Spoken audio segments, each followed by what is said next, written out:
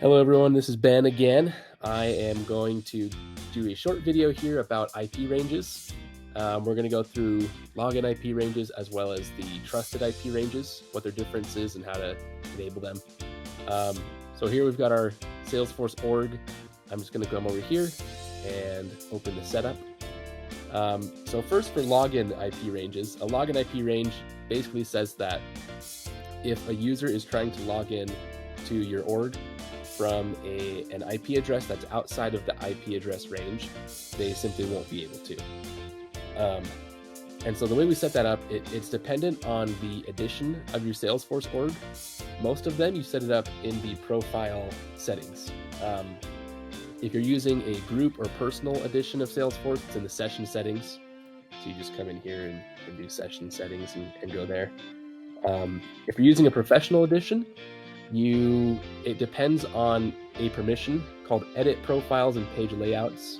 If you have that permission on, it's in profiles. If you do not have that permission enabled, it's also in session settings. So ours here, it's in profile.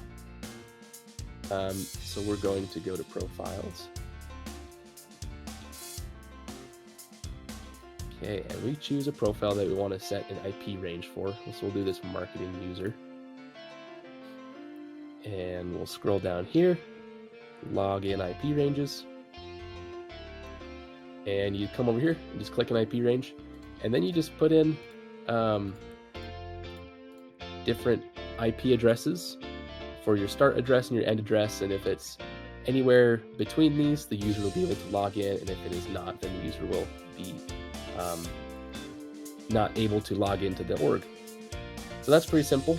Our other one is the trusted IP range. And let's get to that one. We just put in network access. So the trusted IP range is a little bit different from the login IP range. The trusted one just means that if a user tries to log in from an IP range outside of the trusted IP range, they'll have to do some kind of verification test to prove that they are who they say they are. If they log in inside the trusted IP range, they don't need to do that. So just the same thing, type in network access here in the setup, come over here to new, and there you go. Put in the start IP address, end IP address, description if you want, and you save it. And that's all there is to it.